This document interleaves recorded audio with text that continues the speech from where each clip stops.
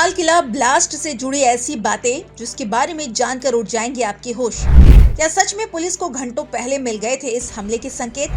1993 blast से कैसे है इस हमले का कनेक्शन? विस्फोटकों से 3 कारों को लोड किया गया था तो 2 अभी कहां हैं? क्या सच में आतंकी बना रहे थे पूरे दिल्ली को उड़ाने की योजना? 42 मिनट तक आखिर क्यों एक ही जगह रुकी रही ब्लास्ट होने वाली गाड़ी? इस वीडियो में हम आपको इस भयावह और कायराना हमले से जुड़ी ऐसी बातें बताने जा रहे हैं जिसे जानकर हर सच्चे भारतीय का खून खौल उठेगा। 10 नवंबर शाम 6:52 का वक्त था और दिल्ली के लाल किला मेट्रो स्टेशन के ठीक बाहर लोग काम पर से अपने घरों की ओर लौट रहे थे, जबकि कुछ लोग खरीदारी में व्यस्त थे। तभी अचानक एक सफेद i20 कार में जोरदार धमाका होता है। कुछ ही पल में चारों तरफ भगदड़ मच जाती है और लोगों की चीखें सुनाई देने लगती है। किसी को समझ नहीं आ रहा था ये हुआ क्या। कुछ ने कहा सिलेंडर फटा, कईयों ने कहा सीएनजी ब्लास्ट है। जहाँ तहाँ लोग घायल पड़े थे। बताया जाता है कुल 13 लोग इस हमले में मारे गए, जबकि 28 घायल अस्पताल में जिंदगी की जंग लड़ रहे हैं। ब्लास्ट के कुछ मिनटों में ये साफ हो गया कि ये कोई साधारण ब्लास्ट नहीं था, बल्कि एक फिदायीन आतंकी हमला था। जिस कार में ब्लास्ट हुआ उसका मालिक खुद गाड़ी चला रहा था और पेशे से वो एक डॉक्टर था। सुनकर हैरानी हो रही है अगर, तो आपको बता दूं, इस कार को चलाने वाला कोई किराए का ड्राइवर नहीं, बल्कि पुलवामा का एक 32 साल का MBBS डॉक्टर उमर लोन था। उसने 9 नवंबर को ही फरीदाबाद में अपने दोस्त डॉक्टर मुजम्मिल के घर में 360 किलो अमोनियम नाइट्रेट जमा कर रखा था, जिसके बाद पुलिस की रेड की खबर मिलते ही वो घबरा गया और दिल्ली में उसने ये सुसाइड ब्लास्ट कर दिया।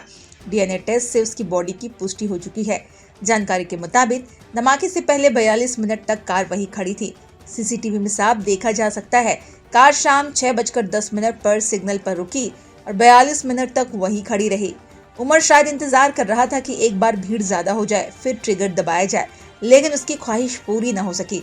ब्लास्ट के बाद चारों तरफ उथल पुथल मचा हुआ था।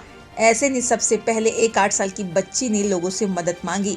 धमाके के ठीक 38 सेकंड बाद इस बच्ची का वीडियो वायरल हुआ, जिसमें वो रोते हुए अपनी मां को ढूंढ रही थी। उसकी मम्मी पास में ही बेहोश पड़ी थी। राहगीरों ने बच्ची को गोद में उठाया और LNJP अस्पताल पहुंचाया। दोनों फिलहाल ठीक है। दिल्ली पुलिस को 22 घंटे ही इससे जुड़ा अलर्ट मिला था, पर उन्हें इस बात की सटीक जानकारी नहीं थी कि हमला कहां हो सकता है। 9 नवंबर की रात को ही इंटेलिजेंस ने पुलिस को सूचना दी थी कि एक सफेद कार दिल्ली की तरफ आ रही है और उसमें विस्फोटक है, लेकिन कार का नंबर और ड्राइवर का नाम किसी को पता न था। 22 घंटे में पुलिस ने 1800 सफेद कारों को चेक किया, पर वो कार मिली ही नहीं जिसमें विस्फोटक हो। ब्लास्ट में जिस विस्फोटक का इस्तेमाल हुआ है उसमें अमोनियम नाइट्रेट के साथ RDX का मिक्सचर था। इसे ANFO+ कहते हैं। ये सस्ता लेकिन बेहद खतरनाक माना जाता है। यही मिक्सचर 1993 के मुंबई ब्लास्ट में भी इस्तेमाल हुआ था। गुजरात ATS ने पिछले हफ्ते ही 2 किलो RDX जब्त भी किया था। अब सवाल है कि धमाके के लिए लाल किला ही क्यों चुना गया? असल वजह काफी चौंकाने वाली है। सूत्रों के माने आतंकियों का असल टारगेट इंडिया गेट या कनॉट प्लेस था, लेकिन कार में विस्फोटक इतना ज्यादा था कि रास्ते में ही लीकेज शुरू हो गया। डर था कि कहीं रास्ते में ही फट ना जाए, इसीलिए लाल किला के पास ही ट्रिगर दबा दिया गया। यानी प्लान A फेल हुआ तो प्लान B पर मजबूर होना पड़ा।